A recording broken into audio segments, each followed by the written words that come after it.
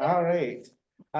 So we're here with Matthew Epperson and David Litz, and I'm gonna try to be as brief. Are you on the panel? No, you're just helping me out. No, I'm just getting everything going. Okay, I want to make sure I have everything right. Thanks.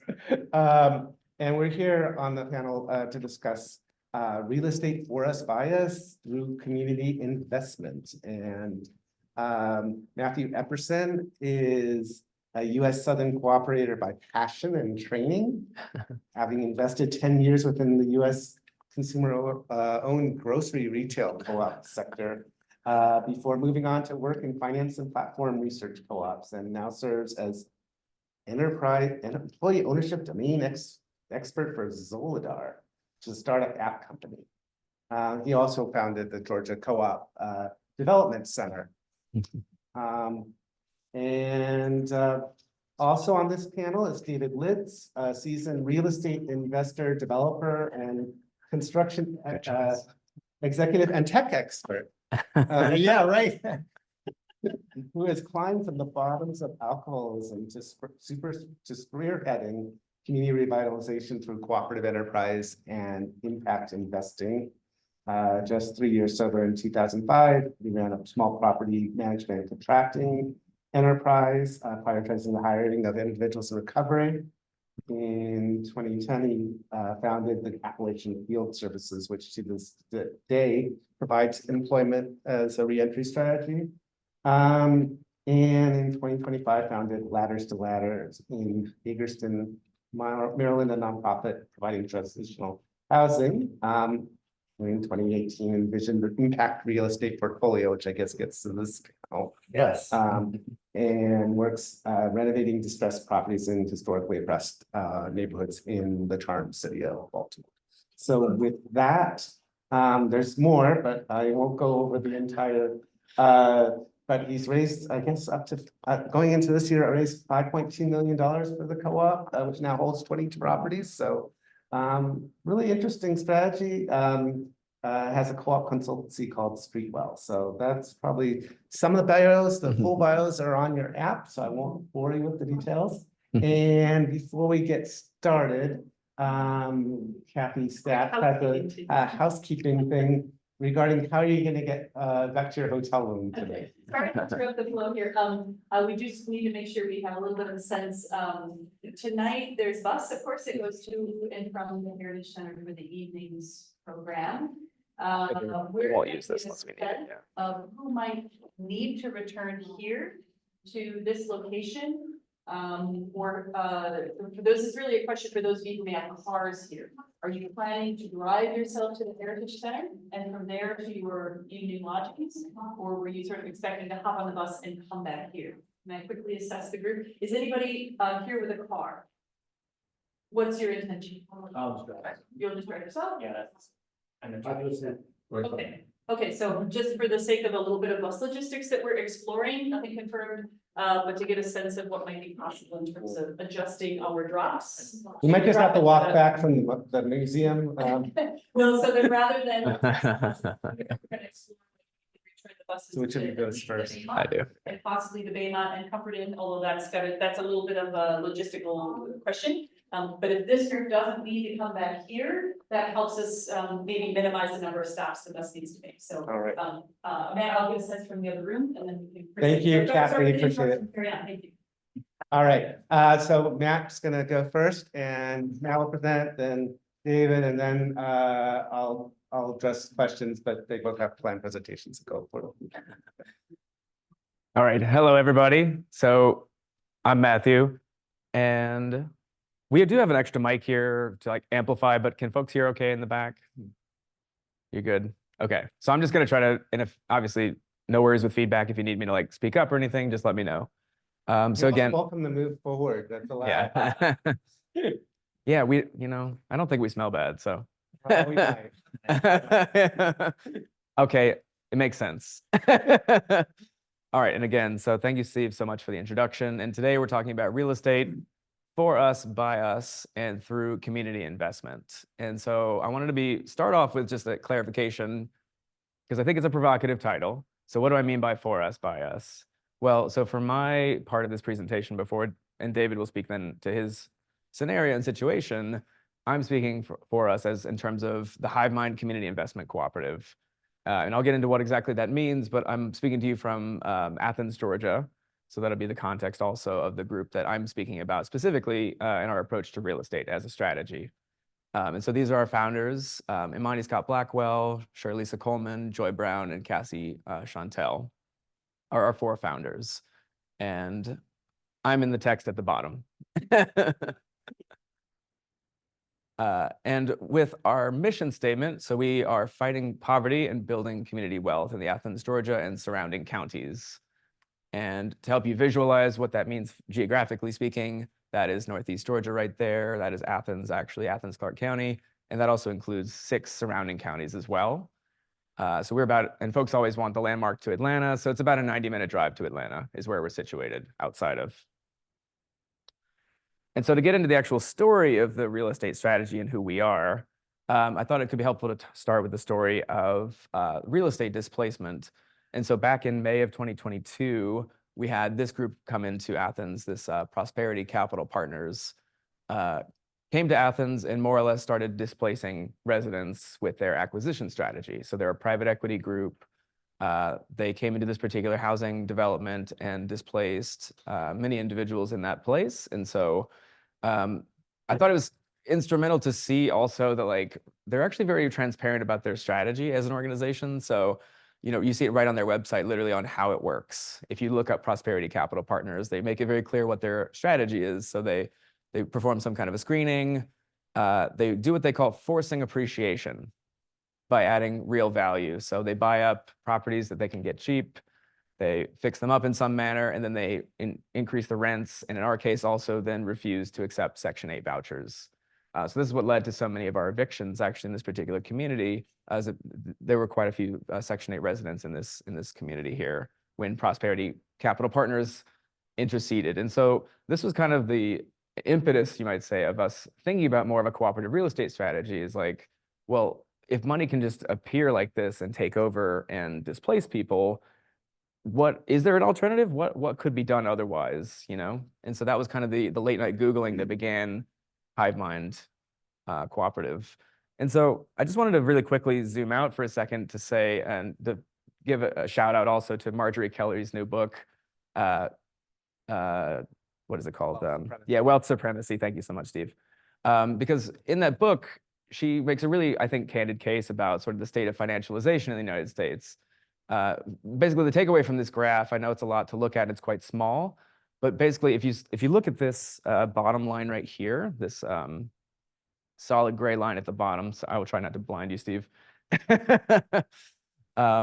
This represents at the bottom the sort of real goods and services GDP in the United States. So that's like, you know, the things that we do every day, buying groceries, having, you know, our landscape, maybe a company that handles that, you know, all sorts of things that we do, paying rent, paying our mortgages, all that is considered the real GDP. And they were able in this analysis to parse out other types of economic activity, such as the value of equities, bonds, and land prices. And the point of this, to tease these apart, was to show that like the financial economy has grown exponentially in ways that the real goods and services GDP has not in the United States. Put another way, we're an incredibly financialized country. This is the state of settler colonialism today, is in fact financialization.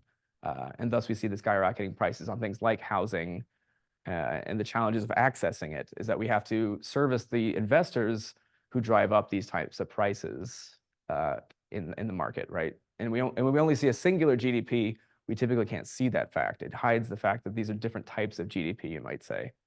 So highly recommend Marjorie Kelly's book to help explain that point. And we kind of have this shorthand now in Hive Mind as we say, oh, Tina showed up. And so who is Tina?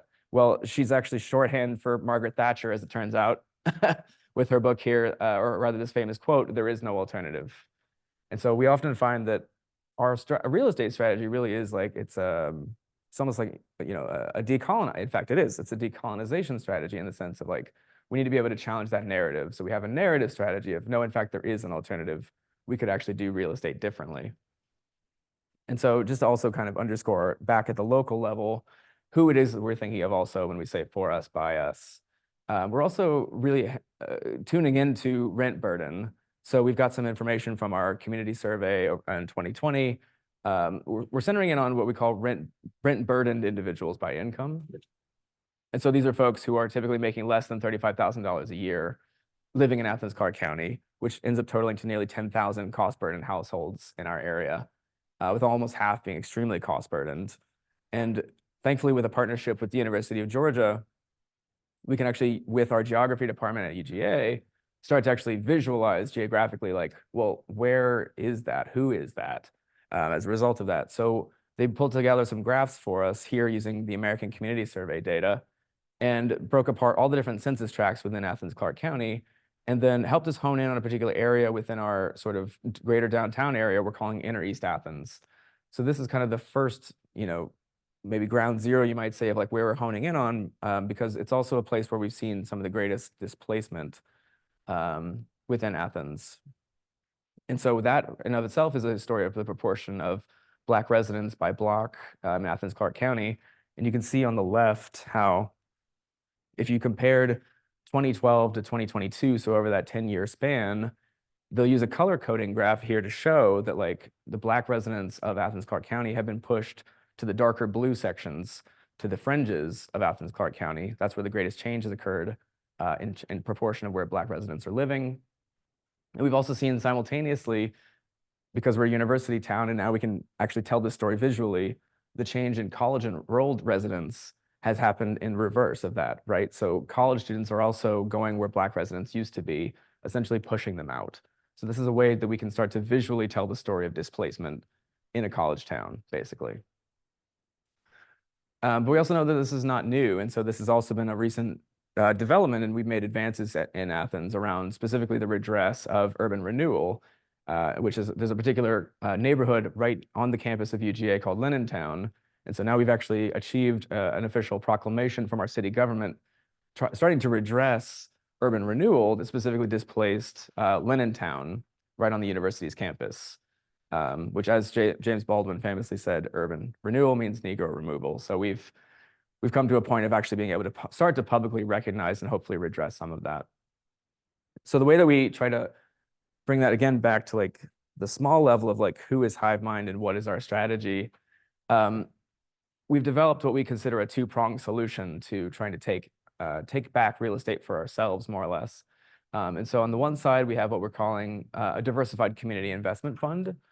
And on the other side is a worker-led nonprofit. And, there's various folks such as, ICA Group, Sustainable Economies Law Center, who have, in fact, Steve Dubb has held a panel on this very topic, in fact, on the worker-led nonprofit. So that's part of how we envision the solution, is that we think we need to be able to use a 501c3 vehicle to, where needed, tap into tax-deductible capital, grants, that sort of thing.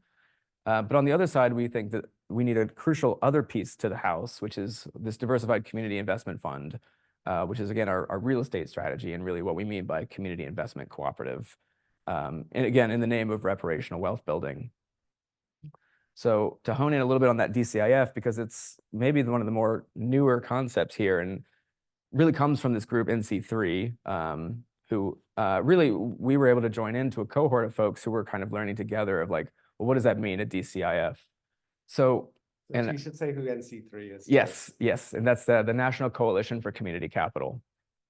And so it was in there, it was 3 Cs, like casual community cohort, I think is what it was called, in which we were all brought together, a group of nascent sort of real estate funds all over the country, trying to learn about what is this thing and why DCIF. And again, that's I'm sorry, I'm remiss, I didn't type it out here. I know it's a mouthful, but it's Diversified Community Investment Fund is what that stands for. So it's a fund structure that challenges and basically is challenging the fact that non-accredited or not high wealth individuals typically face structural barriers to investing in things like investment cooperatives. In other words, we've written SEC regulations in such a way that like usually everyday folks can't invest with their own money, pull their capital very easily, and can't use it for things like radical real estate solutions. It's made incredibly structurally challenging to do that. And so that's I'm really, gonna say SEC is Securities and Exchange Commission, just Yeah. in case. yeah, thank you. Yeah. Yeah, sorry. thank you. No. Yeah, and so really, one of the revelations here is that real estate is not considered a security under federal law. So that's why it is that when we establish this 60-40, and so that's a 60% versus 40% of assets, as we start to actually pool the capital together, as long as we can maintain that split of at least 60% of the dollars that we control are held in real estate, then we can bypass some of those requirements, such as the Investment Companies Act, which ends up presenting a lot of structural barriers to being able to do radical real estate transactions by and for the community. Yeah. And by the way, for the 40%, you might be wondering like, okay, that's 60%. So for the 40%, then we basically have that freedom of like, well, what do we want? What do we really want to do with the other 40%? If there's like this legal requirement of we have to be at least 60% in real estate, we're envisioning, as NC3 has suggested, that we'll probably use that as more like a small business loan fund to be able to then support probably majority of Black-owned businesses for that other 40%. So coming back to sort of our broader approaches, and again, trying to like take big ideas and like really ground them in the earth and like what are our actual approaches. We want to reclaim local real estate investment. That's the broad mission, to again focus on more collective rather than individual wealth building. We want to make more capital available to low-income communities, and we want to experiment and scale what works best. And so everything that you're seeing really is an experiment.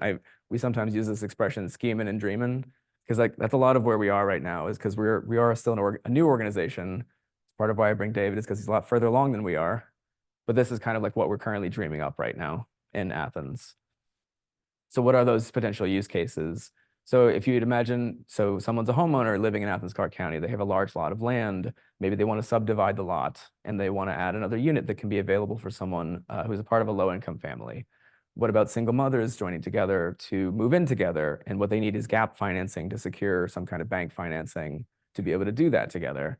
What about a small business owner who wants to offer childcare to their employees and needs just a low interest loan to help out with that? These are the types of things we're really envisioning right now to use for that two-sided house of like a DCIF and a worker-led nonprofit. And should we just take questions afterward? Yeah, I think let's go Yeah. to Yeah. David and then do questions. Yeah. Cool. Am I supposed Um, to? and thank you to, Mic thing. Yeah. Mike. and thank you, Matt, for your presentation. Yeah. No, just use the whole shebang here. Right. And you want to use this? It's up to you. Okay. I put this here, right? Check sibilance. It'd be good. Last speaker of the day. Really? Yes. Faders, accelerators. Yes, we do. I thought the party was after me. No? No, you're not true. Oh, okay. So you're not totally bored and going to sleep yet. All right, let's try a You thing. can show them a pro forma and they'll definitely. That'll wake them up, right? Show them a real estate model, right? What is the amortization rate after all? 30-year. We got a 30-year. Okay. Okay, so my name is David Lids. I run a cooperative in Baltimore. I'm going to give you like the bio because the bio explains how we got to the model. And the bio is me being a drunk. I had a career in government relations in the 90s that I drank away with all of my other sacred possessions, including my family, my house. And I had one of those pretty low bottoms, which involved, you know, I was sleeping in the woods and, well, smelling bad. That was a topic earlier today. I got sober in July of 2002, kind of a, what's that? Oh, thank you. Yeah, it'll be 22 years in about a week and a half or two. Yeah. Family intervention, ugly bottom, all that kind of stuff. But the result was I got into rehab. And when I got into rehab, I really got the recovery bug. I really absorbed and understood that in order to profoundly change my life, I needed to embrace what they were teaching. And what they basically teach is that a life of service keeps me sober. You know, the jargon, as you know, is I stay sober by helping another alcoholic or an addict stay on the path, or I help them bring somebody into sobriety, and that's the way I stay sober. Really bought into that, got out of rehab, charged up about my newfound recovery, and also found that I was wildly unemployable. Washington, D.C., Capitol Hill, they didn't want me back. I'd had a few scrapes with the law on my record, fresh out of rehab, still like shaky, my skin all blotchy. I had crazy hair, and well, at least I had hair, but it was crazy. Anyway, I couldn't find work. Home Depot wouldn't hire me. So I was kind of roaming the blocks of Baltimore near the halfway house I was staying in. And I found some dudes that were cleaning out a vacant house.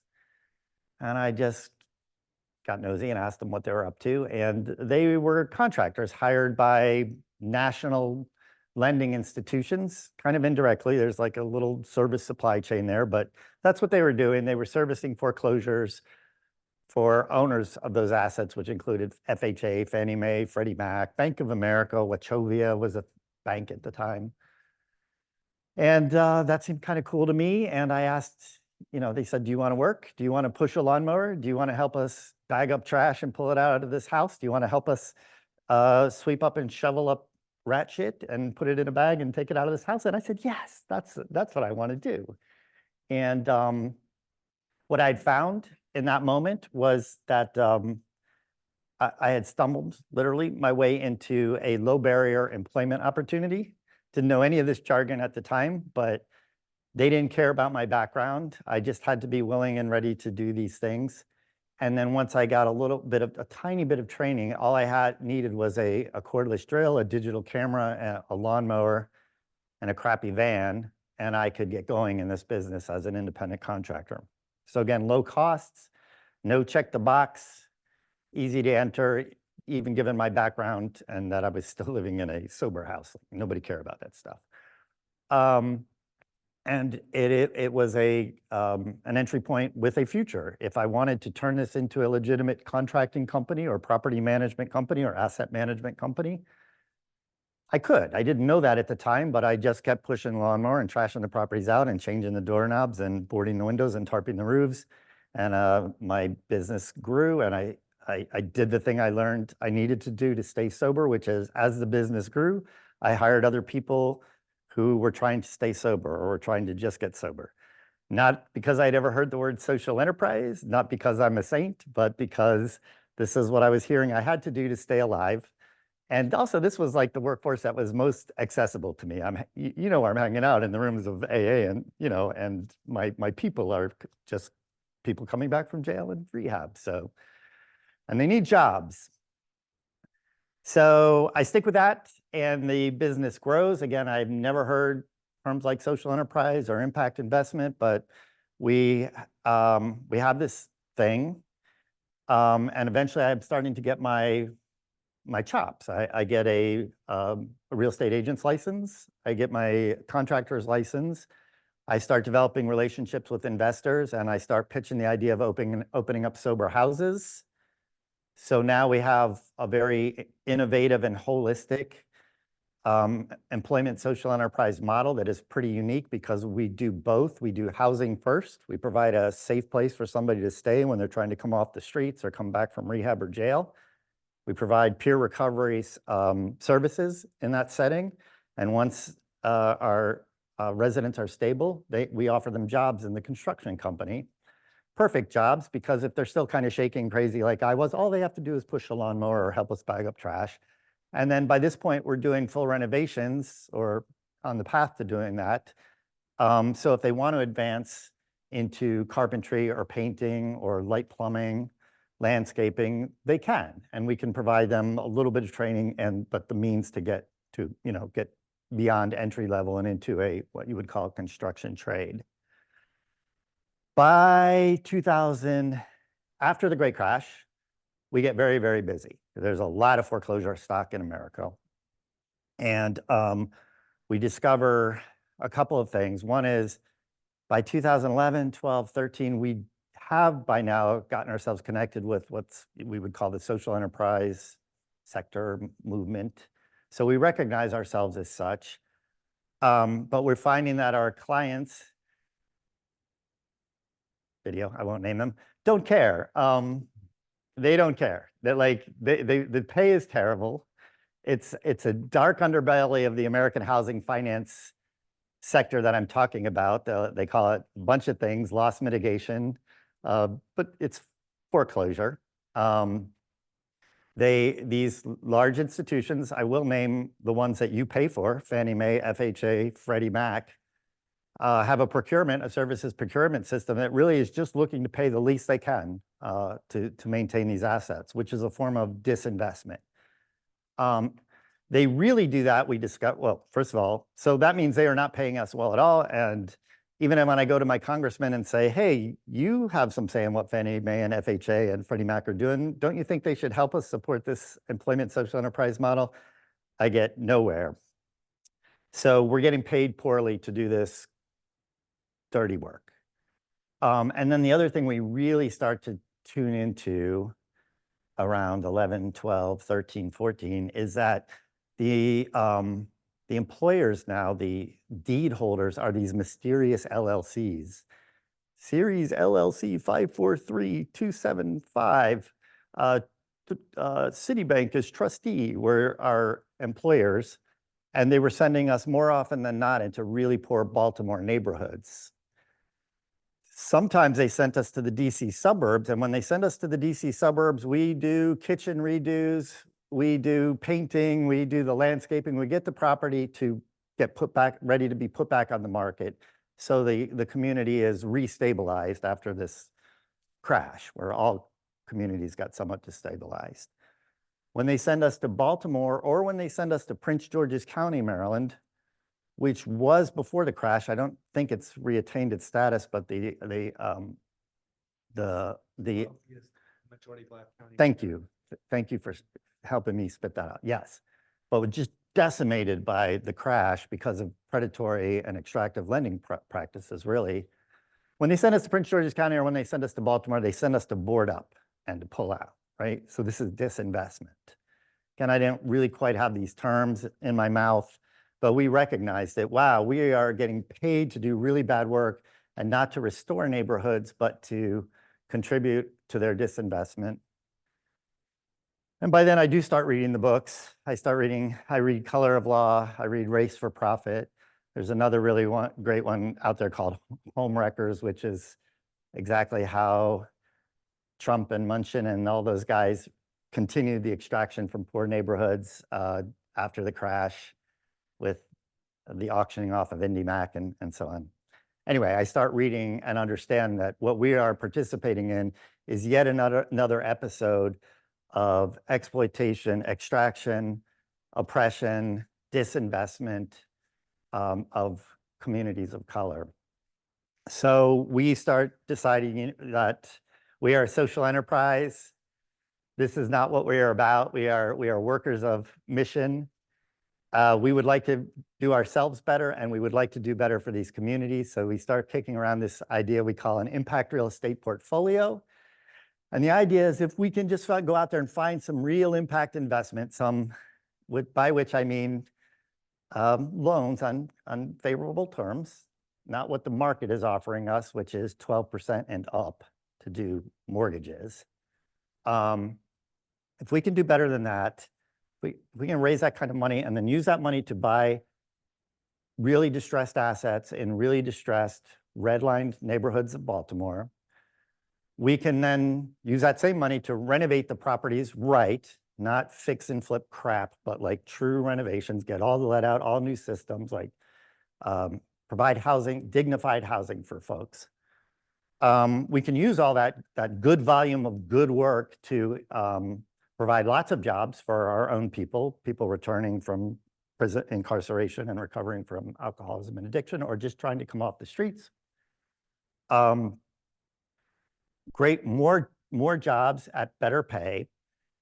And then once we've completed the renovation, we start renting out to folks in community again. We are not trying to gentrify. We're trying to reach out to our own workers who might want the properties, to rent the properties that we've renovated, or folks within these communities who may not have the credit standards to qualify for a mortgage, or even qualify for a rental of the quality that we're producing now.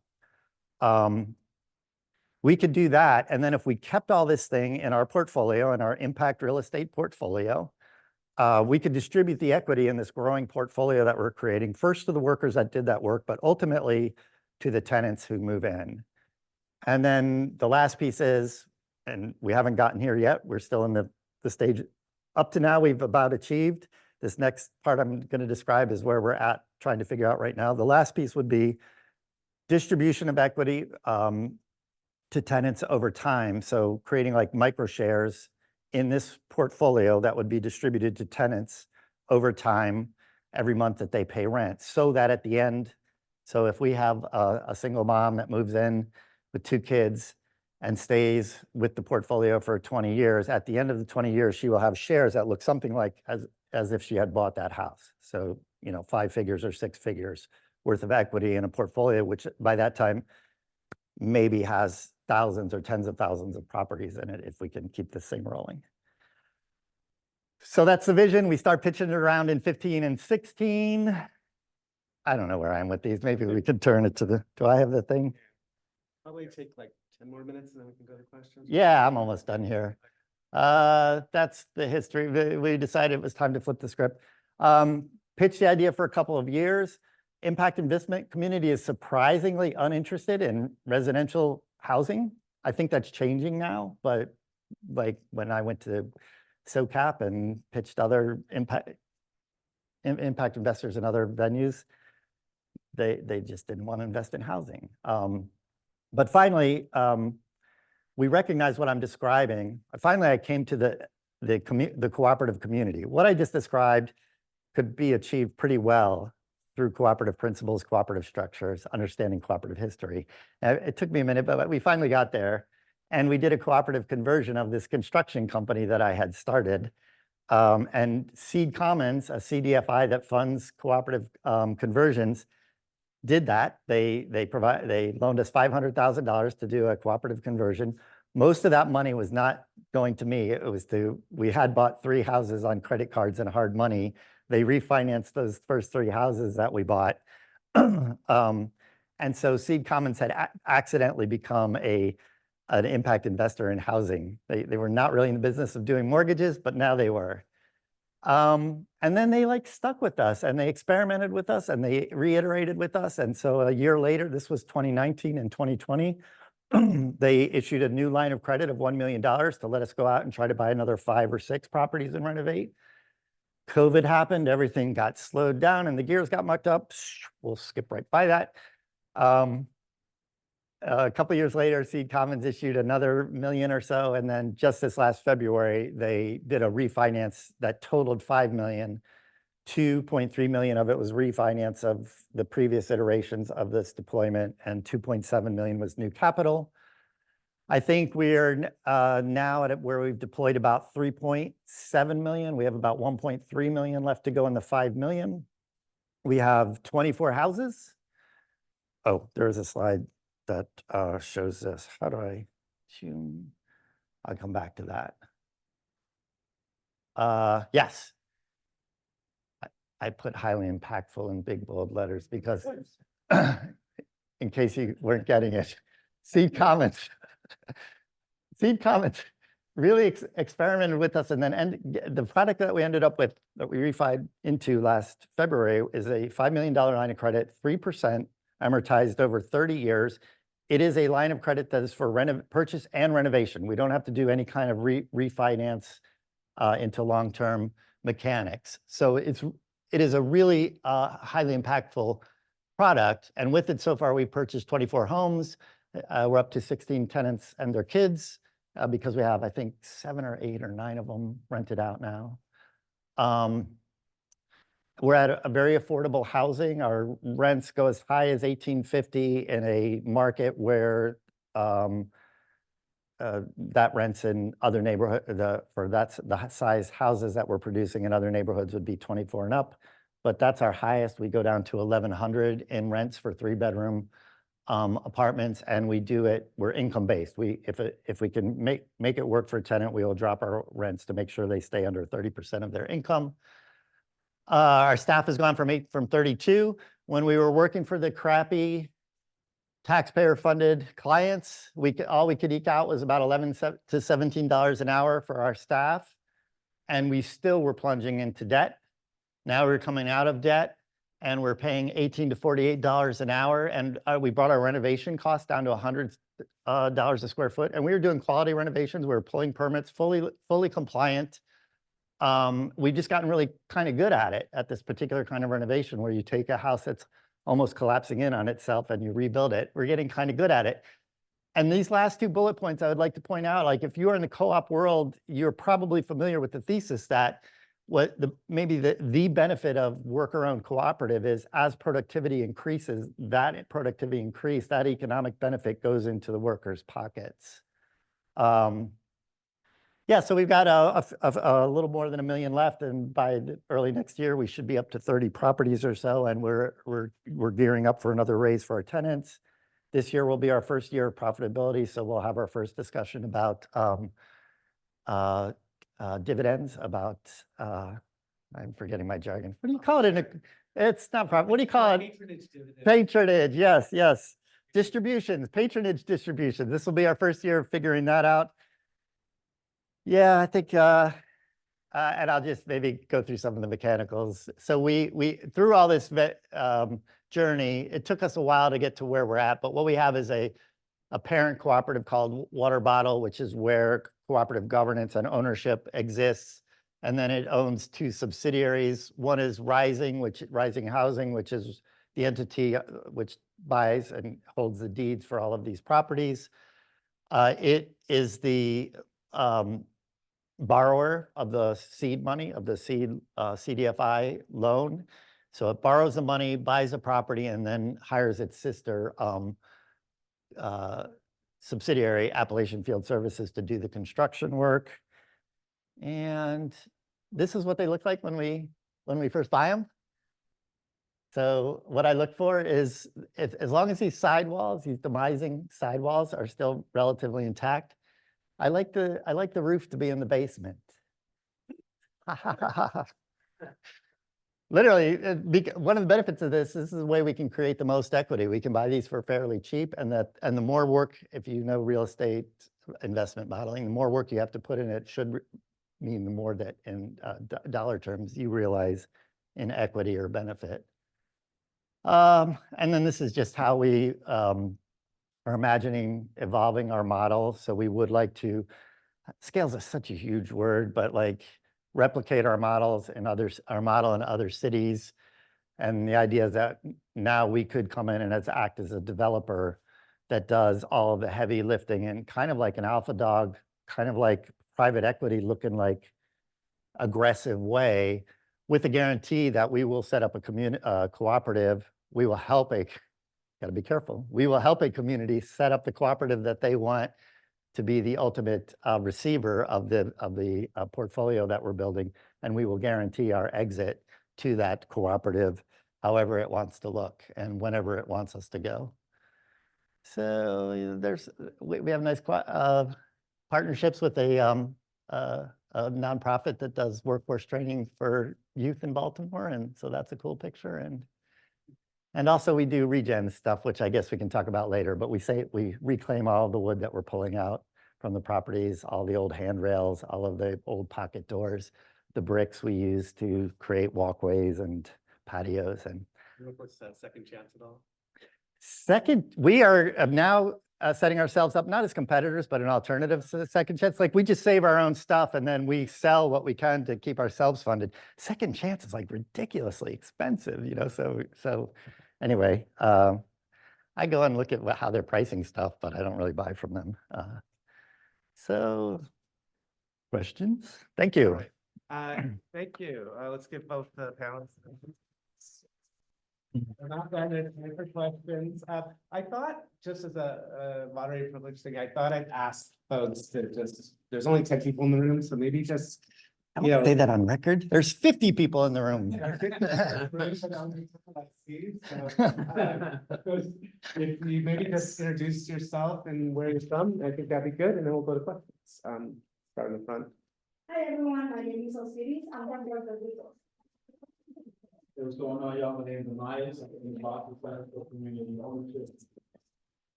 My name is Martin from the Spread Housing Cooperative in Michigan. Oh, cool. I'm Ellen Duffy. I actually live in Bismarck, one of few here. I'm more like in solar and more commercialized.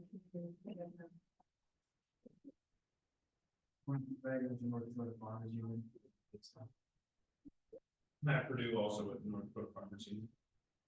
I'm Frank Olson. I'm the director for the Clintonburg Center for Cooperatives at North Dakota State University. Alex Gellman, I'm in the Bay Area, California with Operation Works. I'm Noel from Puerto Rico, from San Luis Monticello, an insurance company in the. Indianapolis, Indiana Cooperative Development Center. Thanks. So the floor is open for questions, and they gave a lot of information about a new form of investment fund, sort of what do you want to call it? Like a corporate parent, you had parent companies and subsidiary companies, a holding company model of a sort, different type of investment fund, different ways of doing housing rehabilitation. Yeah. Hey, I'm definitely curious about how you all came to your structure. The co-op that was started in Boston, we kind of went through a whole bunch of conflict transformation about what's the best structure for now, how the team operates now versus the future, where we want to be at. So I'm curious on how did you all come up with it? Well, it was very accidental, and it wasn't a straight road, and it wasn't like we knew what we were doing. But in the end, it was clumsy. But in the end, we ended up with a structure that really was useful, because when this all started and we converted to cooperative, we were just using Appalachian Field Services, the construction company, as the entity that also owned the properties. So it was the construction company and it was a developer. And with the thesis, so there's a thesis there that I didn't describe. If that's all in one cooperative, you merge one level of profit taking. So if you have to hire a contractor, that contractor is going to take a level of profit. And then the developer also needs to take its level of profit. So the idea is we put it all in one place, and we would consolidate and keep that profit in the cooperative going to the workers. Well, the thing we found out is if the workers are their own clients, they don't really care so much about budgets, and they don't care about deadlines the way our corporate clients really did. So prior to the conversion, like if we're working for Fannie Mae or FHA and we've got a renovation budget contract of whatever, $100,000, we better make that $100,000 or else we're going to eat the overage, right? But that was all lost when we became our own developers. So we ultimately came up with this structure, which is very good. Ownership, cooperative ownership is the parent. It's the top. The workers own everything. But then we have two sets of books and two staffs between the construction company and the developer and the property manager on the other side. So the two are holding each other accountable. And that really is starting to give some teeth. And I think also is one of the reasons why that figure I showed, where we're getting very efficient at meeting our budgets, keeping our renovation costs down, has worked. So happy to go much deeper in the history of all that if you want, but it's kind of messy and long. Yeah. Thank you. Yeah, I think for us in Athens, I mean, it's very much still like a strategy in progress, so we are very much still like building this road. I mean, I know we all build the road as we travel it, but yeah. But yeah, what I would say is that, most of us have backgrounds in more like community organizing. And I think coming out of like COVID-19, a lot of like sort of the more community, like mutual aid driven efforts were part of like a lot of where many of us were so focused was informing mutual aid groups and like just trying to like staunch the bleeding in a sense with like evictions to like have kind of a fund that can help fund emergency like anti-eviction efforts. It was like, so it's a lot more like land, like nonprofit, as well as like we have a fairly semi-active land trust as well. And see, these were kind of the models that we were like most familiar with in Athens. Was like it either had to be like Habitat for Humanity or it had to be a land trust. But I think we were just really hungry for like real alternatives to that. Like, could we actually experiment with something new? So I think when we started like looking into what is an investment cooperative, what is a real estate cooperative, that was just an inherently exciting possibility and innovation there. And so really it's just been like this journey of discovery, like going down this rabbit hole to find folks like David, and like in C3, and like we realized like, okay, in Atlanta, we've got the Guild, who are also multiple steps ahead of us and just doing really exciting things with another kind of innovative fund they're calling a community stewardship trust. Of course, we look to the Bay Area, we look to EBPREC, which is the East Bay Permanent Real Estate Cooperative. There's a group in Traverse City, Michigan, we learned about called the Common Grounds Cooperative, which is in a more rural area. But communities all over the US, we're like trying to turn more toward sort of solidarity-based kind of solutions as opposed to more nonprofit-driven solutions. Really has been our journey thus far. And, we're also trying to be very intentional about like how we build in participation from the community. So we're currently in the design process for like building community advisory boards, which will intentionally draw from, actual residents of our area, and like particularly within those like most rent distressed areas of Athens, to form those advisory boards who will then help us with the due diligence process as we get closer to actually like having our first acquisition. So hope that helps. All right, more questions from the audience? I hope. I actually have a question. In the project that you're actually developing on, who would be the owners? The workers or the residents of the project? Yeah, I mean, ultimately, I think we are envisioning kind of similar to Water Bottle, where like we will ultimately turn over properties to tenants, but we're just mostly focusing on like building ownership in a capital vehicle to where like the owners are taking ownership through pooling small amounts of money. So even if it was like, if you could give $50, for example, you could put money into a pool that can ultimately do things like making real estate acquisitions. And then we're also trying to design for like, who's the ultimate recipient of that real estate transaction, being the tenants themselves. And hopefully it'll be like a housing cooperative. That's what we're going to be encouraging ultimately, like as we move toward that phase. And also I have a question for you specifically about how do you guys do the eligibility process of choosing the tenants that will move to the housing? Yeah, that's a great question. So we have talked a lot about, as we've formed our vision about this, about, understanding that FICO scores are inherently racist and that eviction is just awful. But those are the tools of capitalism. So this has been a really tough conversation. Typically we do pull credit reports, but we see the number, but we don't really look at the credit score. We find a lot, we look at the circumstances, I guess is the easiest way to put it. And we are we haven't come up with like a science or perfect methodology for this, but we try to find ways to say, okay, we understand what happened here, and then we'll invite a tenant in. And then it really just comes down to if they have a job, a steady job, like that is like or other source of income, that like will do it for us. We can kind of forgive almost everything else if that is in place. And then if that's in place, but the income isn't high enough to be less than 30% of the rent that we're asking, if we can drop the rent to get there, we will do that too. And then there's constraints there too, because we do have a mortgage to pay. It's very, very great terms, but at the end of the day, we still have a mortgage to pay. So we still need a profit that a property, an asset that performs. So I think it's like a very great conversation of turning ownership over to a community and having a community understand that, you got to run it as a business, but still like be community minded. And then the last piece I'll say about this is it is a really loaded and important discussion. So we have scheduled a conversation in our co-op. We think this is so important and speaks to like the heart of what we're trying to do, that we're going to have a co-op wide discussion where we just kind of put it all out there. And then it leads to some like crazy topics. So we are, we employ a lot of Latinos now, and many of them don't have social security numbers, which means they don't have credit reports, which means we can't even look at those credit reports at all. And so how do we tell a Black family that they're disqualified because we saw their credit report when we're letting a Latino family in that they don't even have a credit report? Like, these are really difficult decisions to have, or conversations to have, but we're like going into it and we're having them, and I don't have any like profound wisdom except that we're honest about it, I guess. Yeah.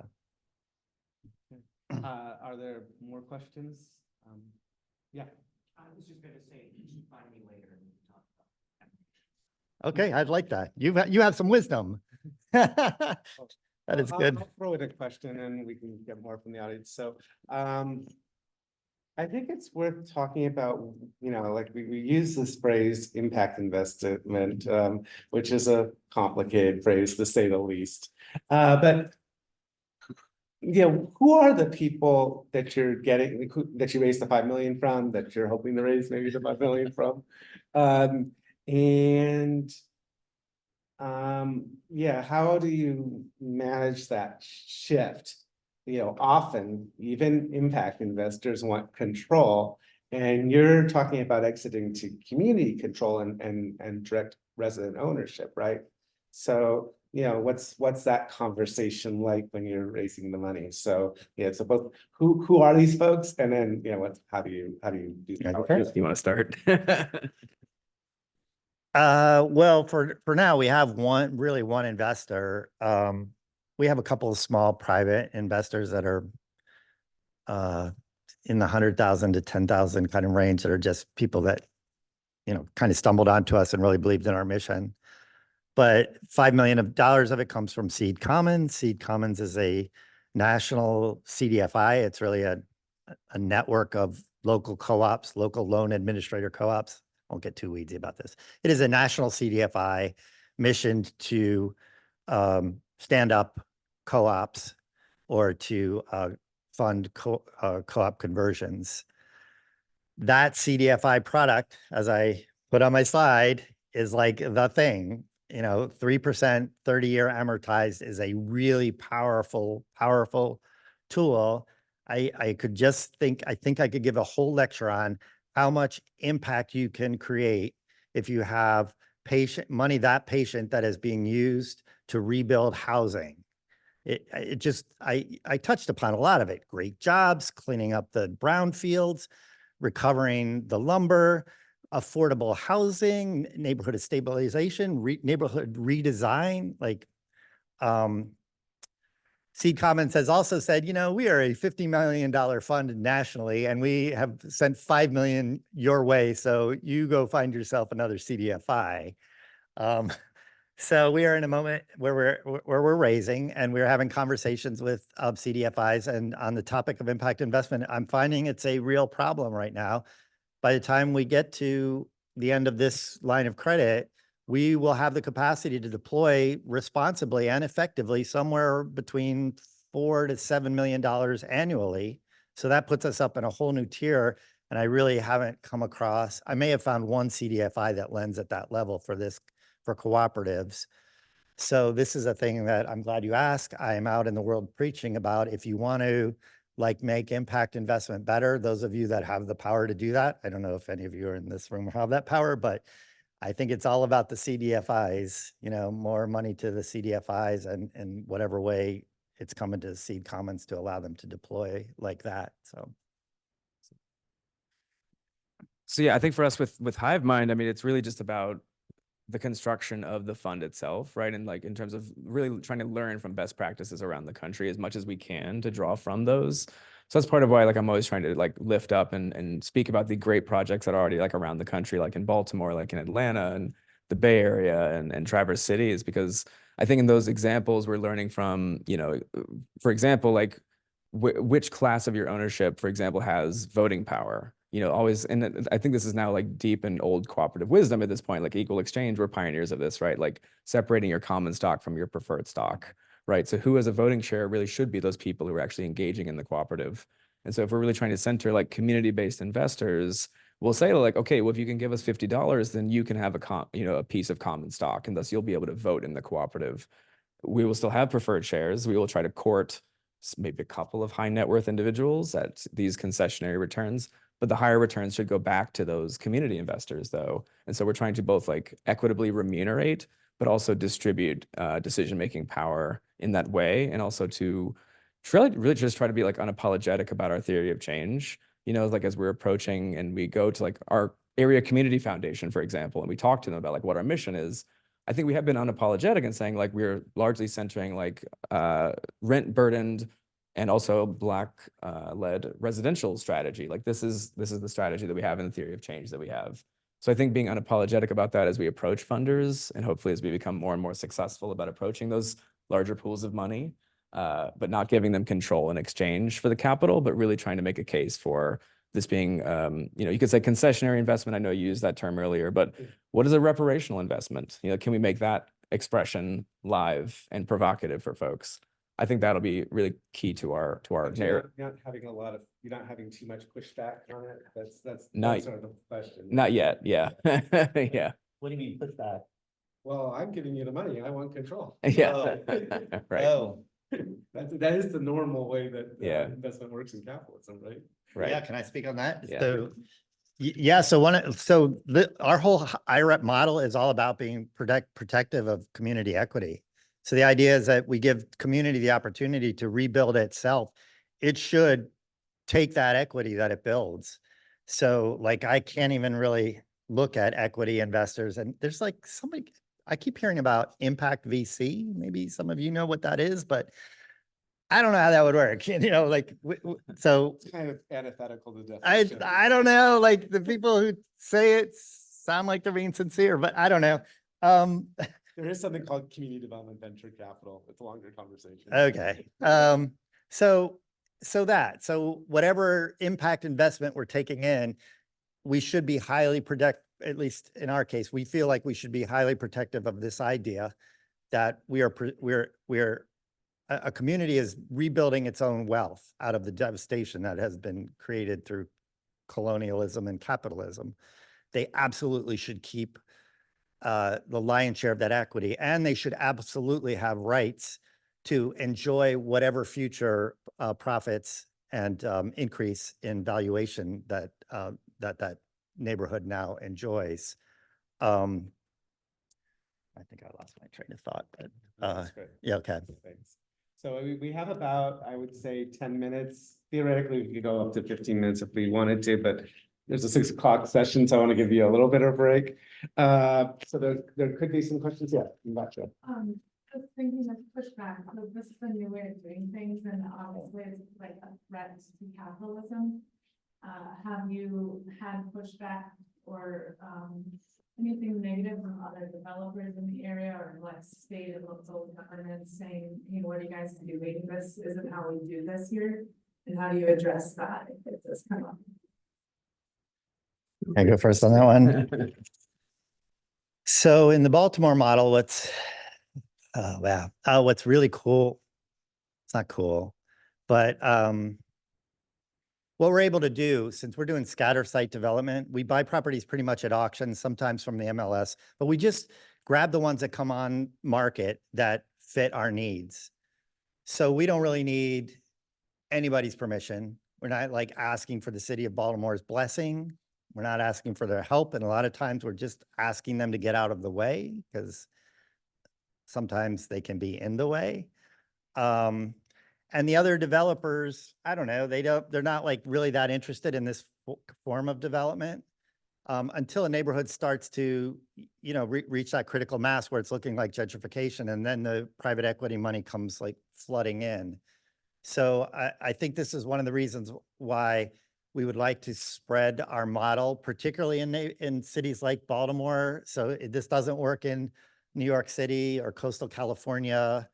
But it can work in Camden, New Jersey, or Wheeling, West Virginia, maybe Kansas City, St. Louis. So yeah, not much pushback. And there's like a much deeper conversation too, where we are trying to be decentralized and highly localized. That man's panel, he's just about to leave. When I heard you talking, like I'm really studying Huey Newton right now, and Zapata, Emiliano Zapata, who were really looking at ways that you could achieve land reform outside of the blessing or the control of the government. I remember you were talking about, I'm getting way off track here, but you were talking about how we could, you don't want to rely upon, a community does want to have to rely upon outsiders to do its development, to do its policing, to do its teaching. We're looking at that same kind of thing where we just want to be local and be able to rebuild our own neighborhoods without the blessing of government. And in the end, we might ask the government to leave, like the city of Baltimore cannot pick up the trash in our neighborhoods. We would like to form a co-op to do our own trash pickup and just ask the city of Baltimore to leave and give us a discount on our property tax bills. This is never going to fly, right? But I think we need to start talking about these ideas. And this is what Huey Newton was talking about all those years ago. So when I heard you speaking about that, I was thinking about what I was teaching there. I think I just went way off the mark there. Two minor notes. MLS, I think, is mortgage listing service. At least like. Oh, yeah. And also you should look at, for the book of Black Baltimore by Harold McDougall, if you haven't read that. I have not. Yeah. Wow. It's about creating parallel governments. Oh, wow. Civic through civic authority. Now that's, and that's kind of what the work of cooperative development often, or cooperative organizing often is. Yeah, when your panel was speaking, I was hearing like, we've just got to figure out a way to thrive just enough so that we can smash the existing structures, right?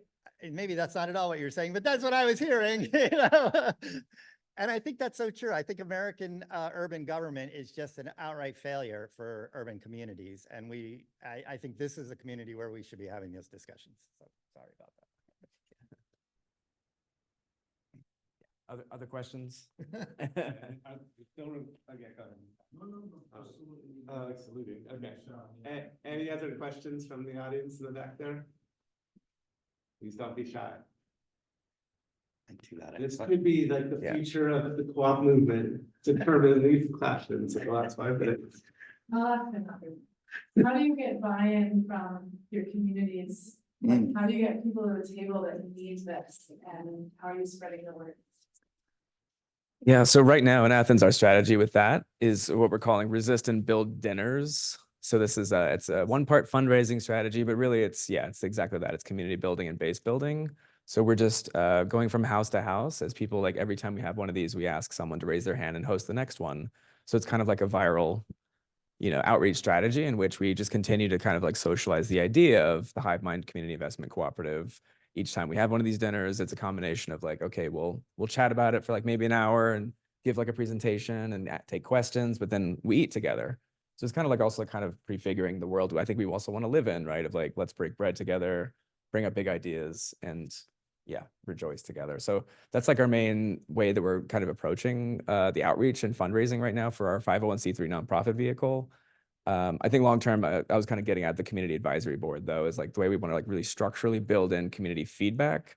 It's like, where do we actually approach for acquisition and, ultimately creating our own sort of portfolio in Athens?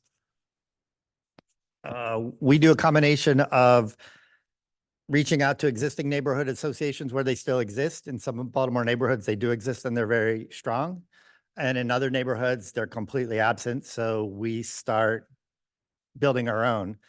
We are completely for profit, so we don't have any nonprofit money supporting efforts like this. So it's a little spare, but we are committed to it, and we have had some early successes. And now that we do have a little bit, we do have a little bit more capacity, we are formalizing these efforts, including one of the official cooperative committees that the membership voted to approve. This is kind of a big moment, was what we call the Community Equity Committee. And the Community Equity Committee will be seated with 2 workers, 2 tenants, and 1 at large, which could be anybody, tenant, worker, or somebody else from the community. These are paid committee seats. So you serve on this committee and you get paid $25 an hour for your time. So there's no privilege of free time expectation. And it is missioned with helping us figure out this really tough question, which is much tougher than we ever anticipated it would be. How do you convert a worker-owned cooperative into a multi-stakeholder cooperative, which turns out to be kind of tough. But yeah, yeah.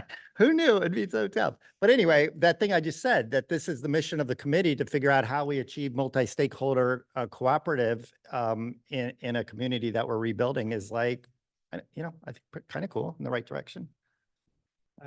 Maybe I'll give you guys each like a minute for any closing thoughts you want to add. Does that make sense?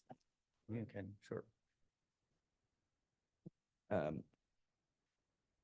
Yeah, it's just, I mean, it's such a long journey, and I feel so encouraged by being in this space. I think creating this kind of, and like we were talking before this started about the idea of like, and I threw it out kind of like tongue in cheek, but honestly, I believe that like a lot of what we're doing in real estate is harm reduction because of what has been done and what is continuing to be done in terms of the commodification of housing in our country.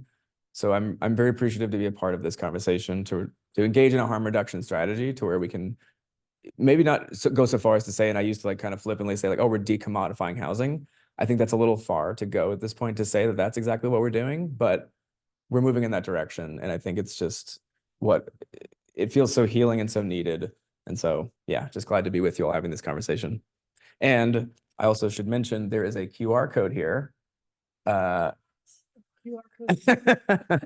This is actually a letter from our founders. Imani and Charlie wrote this today because they were saddened that they could not be with us today to speak more directly to the experience of Hive Mind. So I would love it if folks would actually scan the QR code. It gives you that letter from our founders, Imani and Charlie. How is it not working? Okay, at least somebody it's working for. And it also has a survey at the bottom, which also helps us get some feedback, because we also love to hear your feedback about these sessions. So please follow the QR code. I don't know. I've mouthed so much. I think we are in a really cool moment. So there's where cooperatives are enjoying attention, and we're seeing hipness to terms like solidarity economy, circular economy, ownership economy, stakeholder economy. And I think, in my view, having been through nonprofit and employment social enterprise for a lot of years, I really think as we try to wrestle with what do we do about the problem of capitalism, I think like this is the root. I don't think I'm not going to critique the other ways, but I think this is the way. If we can provide ownership to the laborers that are doing the labor, to the residents who live in the communities, if we can keep power decentralized and equity and wealth that goes with it decentralized, that this is the way that we start to beat back all these hundreds of years, of all the rottenness that has been discussed all day long. And yeah, go co-ops. All right, let's give a hand to our panelists now.